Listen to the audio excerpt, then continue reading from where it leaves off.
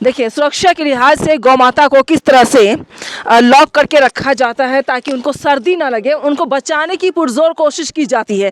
लेकिन बजट की अगर हम बात करते हैं, पैसों की बात करते हैं, खर्चा की बात करते हैं, थोड़ा सा खर्चा की बात करते हैं, तो इनको किसी भी तरह से मदद नहीं मिल पा रही है। चाहते हैं कि जो सरकार है उस पर ज़रूर ध्यान दे, गौशाला बनाने का काम करे।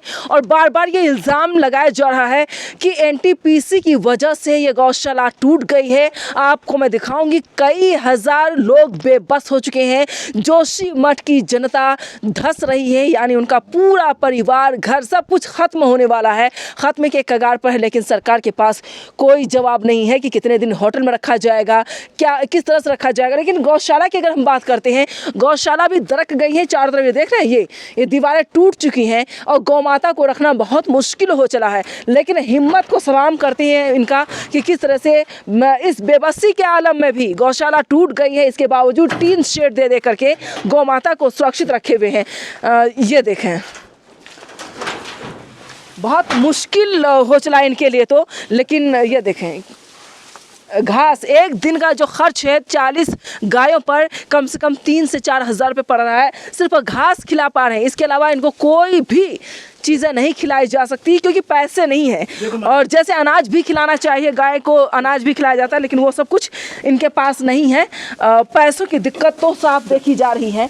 और यहाँ दिखा है, कैमरा ज़रा इधर आए, अंधेरा है। ये है मैडम, ये जी बोलिए। ये मेरी गौ सेवा है। कैसे कैसे करके इनको असहाय गोवंशों को मैं देख रहा हूँ कि ये मैंने अल्टरनेट व्यवस्था इनकी इतनी कर पाई। जी जितनी मैं लायक था इतनी कर पाई। किस प्रकार से हम गौ माता की सेवा करते हैं। ये गोवंश जो हमको एक गोवंश मुझे जानते हैं, हर गाय। जैसे मैं आ जाता हूँ, ये गाय मुझे पहचान लेते हैं। बच्चों की तरफ पाला है इतने छोटे से। तो मैं ये चाहता हूँ कि सरकार का ध्यान थोड़ा इस गौशाला की तरफ भी देखा जाए। इस गौ माता को भी जिंदा रखा जाए। तो ये गौ देखे कैसे मालिक आते ही देखे कैसे ये गोवंश जो है इतनी मोहब्बत मुझे सब जानते हैं ना। तो इन गौ माता की सेवा करना मेरा परम कर्तव्य है। सरकार से मेरा एनटीपीसी से आप ये है कि मुझे ये दोबारा इसमें जो है गौशाला बना के दी जाए, जिससे मैं इन गायों को रखने की व्यवस्था कर सकूं। कैसे ना खाने की सही सुविधा नहीं मिल पा रही है अभी अल्टरनेट व्यवस्था, पूरी गौशाला टूट गई। ये अल्टरनेट व्यवस्था कर रखी मैडम। जैसे हमारा कहीं से फंड होगा, फिर हम गौशाला को भव्य बनाएंगे। अभी मेरी 100 से 150 200 गाय ऊपर है। यहाँ पे 50-60 गाय लाई हुई है। तो इन इतने गायों के रखने की व्यवस्था है यहाँ पे। बाकी गाय ऊपर है। वहाँ भी दिखाती हूँ कि दीवार टूटने की वजह से जो गौशाला टूट गई है, वहाँ पर मजदूर अभी काम। ये जो है मैडम, ये हमने, हाँ देखिए, अब गौशाला ये बनाने की तैयारी। अंकल इधर आ जाएं, आपसे भी मैं बात करूंगी। आइए, अभी आइए। हाँ देखें, ये एक बार उनको दिखाई दीवार को। अभी काम लगातार जारी है, किसी तरह गौशाला को तैयार किया जा सके। और दरकने की वजह से ये देख रहे हैं, पूरी तरह से दीवार क्षतिग्रस्त हो चुकी है। जी बोलिए।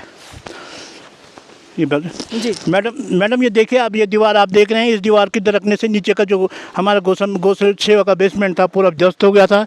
सारा पूरा आरसीसी का काम खत्म हो गया। अब हम जो है इस काम को पुनः जिंदा करने के लिए मैं अपने पैसे से इसको बनवा रहा हूँ। कोई भी फंड मुझे नहीं मिला हुआ है। तो इस गौशाला को खड़ा करना है मुझे। मेरा ये एम है कि इस गौशाला को जल्दी से जल्दी खड़ा किया जाए। और एनटीपीसी जोशीमठ पे, एनटीपीसी टाउनशिप जीएम से आप हमारे माध्यम, आपके माध्यम से ये गौशाला का जो नुकसान हुआ है, इसको बनवाने के लिए राज्य सरकार एनटीपीसी को दंडित करें। और जितनी भी भूमि ये दरक रही है, इसका ट्रीटमेंट करें। बिल्कुल, ये सारी भूमि सारी भूमि दरक गई है। देखो ये इनके जो टनलों में भारी ब्लास्ट से सारी भूमि दरक रही है। पूरा 2 किलोमीटर का एरिया पूरा नीचे आने को तैयार है। तो इतने भारी त्रासदी में हम चाहते हैं कि हमारे प्रदेश के मुख्यमंत्री गौ सेवा में आगे आए और गौशाला का निरीक्षण करें। और इसकी जो वास्तविकता है वो एनटीपीसी पे इसका दबाव बनाए कि गौशाला को जो है तुरंत खड़ा किया जाए। जिसका अभी हमारे यहाँ पे सरमेंट क्वार्टर नहीं है, सारे क्वार्टर ध्वस्त हो गए हैं। जिसमें चारा गोदाम खत्म हो चुका है। बाकी आप देख रहे हैं, ये तो टेम्परेरी व्यवस्था की हुई है। बिल्कुल ये टेम्परेरी व्यवस्था में चल रहा है गौशाला। जैसे ही हमें कहीं से फंड का वो होता था, हम इसको गौशाला को और अच्छे ढंग से बनवा सकते हैं। चलिए, शुक्रिया, आपने पूरी जानकारी दी। आए, आप भी आए, अपनी बात रखें। आइए, इधर आए सर, इधर आइए। क्या नाम है आपका? मेरा नाम गोविंद सिंह। गोविंद सिंह जी, क्या करते हैं इस गौशाला में आप? ये मैम जी यहाँ पर ये काम कर रहे हैं, गौ चुंगाते हैं, गाय को देखते हैं, जी जी। यहाँ लाते हैं, घास देते हैं। बस अभी उनको बंद किया, फिर हम यहाँ पर काम कर रहे हैं। कितने साल से गौ सेवा कर रहे हैं? ये तो 3-4 साल से हो रहा है जी जी। जी जो है। और ये ब्लास्टिंग को लेकर क्या परेशानी आ रही है? ये सारी ज़मीन धंस गई साहब, ये जो बने थे ये भी टूट गए सब, ये अभी सब टेम्परेरी व्यवस्था में चल रहा है। ये ज़मीन सारी टूट गई, नाला सब इधर पानी आ रहा चारों ओर से अंदर हैं। अब एनटीपीसी तो सुनी नहीं दे रही है, अब किसको बोलना है? बिल्कुल हैं, लेकिन अवभाग्य है कि आप लोग आ गए, आप लोग के माध्यम से आवाज़ खुलेगी सरकार की। ये व्यवस्था पक्की करवा दीजिए, यही मेरी कहने की अपनी कृपा है आपसे जी। ये जो आपने कहना है कि ये मैडम ये जो हमारी ये गौशाला है उत्तराखंड पशु कल्याण बोर्ड की पंजीकृत गौशाला है। तो इस हमने हमारे जो रजिस्ट्रेट है उत्तराखंड पशु कल्याण बोर्ड देहरादून में भी हमारा इसका पंजीकरण हुआ है जी। तो सरकारी गौशाला है, कोई ऐसे नहीं कि हमारे ट्रस्ट के माध्यम से इस गौशाला को संचालन किया जाता है। लेकिन सरकार जो है इस गौशाला की तरफ ध्यान नहीं दे रही है और जिस कारण जो है ये गौशाला आज इस कगार पे पहुंच गई है। सरकारी गौशाला की ये हालत हो गई क्योंकि सरकार के द्वारा जो है हमको कुछ मिल ही नहीं रहा, तो हम जितने अपने पास संसाधन होते हम उतने उस संसाधन से कोशिश कर रहे हैं। बाकी एनटीपीसी के द्वारा आप देख ही रहे होंगे, इस एनटीपीसी ने पूरी गौशाला की ज़मीन ख़त्म कर दी है। गायों को चुगने के लिए आप देख रहे होंगे, चुगने के लिए सारे बोर्डर आने को तैयार हैं। तो हमारी यह है कि एनटीपीसी को टारगेट किया जाए, वो किया जाए कि इस ज़मीन का जल्द से जल्द ट्रीटमेंट करके गौशाला को जिस हिसाब से गौशाला पहले थी उस ढंग से बनवाई जाए।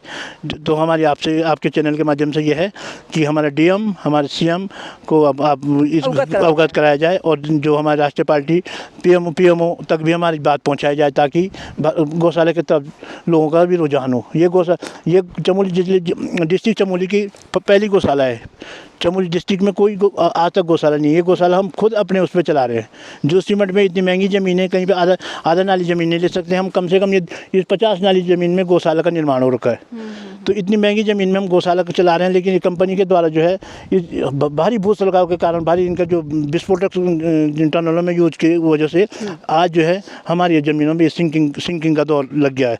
हमारे गाँव में सारे यहाँ से 1 किलोमीटर गाँव लगता है, वो गाँव में पूरे मकान जो है क्रैकिंग है सबके, पूरे गांव में पूरी ज़मीनी जो है इनके टनल की वजह से बैठ गई है।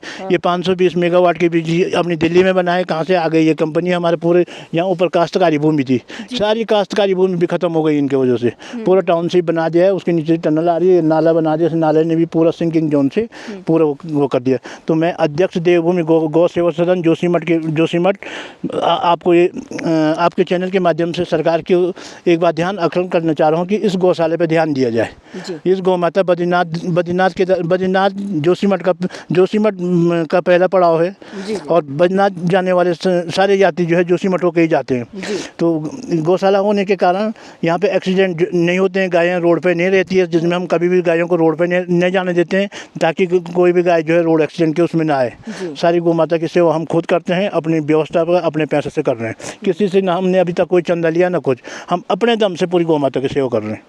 चलिए, बहुत शुक्रिया जिस तरीके से इन्होंने जानकारी दी है। और आपको बता दें देवभूमि में परेशानियां कई हैं। गौशाला को लेकर मैंने दिखाया, गौशाला सरकारी गौशाला, मुझे लगा कि प्राइवेट हो सकता है, लेकिन सरकारी गौशाला की यह हालत है, ज़मीन नहीं है। और जो ज़मीन पर यह गौशाला बनाई गई थी वो एनटीपीसी ब्लास्टिंग यानी टनल बनाने की वजह से, ब्लास्टिंग की वजह से दीवारें दरक गई और पूरी तरह से क्षतिग्रस्त जो है वो तस्वीर आपके सामने है। ये देखें दरकी, ये देखें पूरी तरीके से आपके सामने तस्वीर मैं रख रही हूँ ताकि आप देख सकें। गौशाला को लेकर तैयारी होनी चाहिए और सरकार से गुहार लगातार लगा रहे कि सरकार तक बात जानी चाहिए ताकि सरकारी गौशाला को मरम्मत मिल सके, सही ढंग से इनको चारा मिल सके।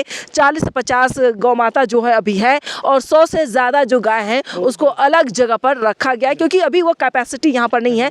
किसी तरह से इनको कह सकते हैं कि मैनेजमेंट के तौर पर किसी भी तरह से रखा जा रहा है। परेशानियाँ बहुत ज़्यादा है, लेकिन मैं हर घर जाकर ये देखना चाहती हूँ कि एनटीपीसी का कारनामे की वजह से किस तरह से लोग बेबस है। यहाँ तक कि पशु भी सुरक्षित नहीं है, इंसान तो बहुत दूर की बात है।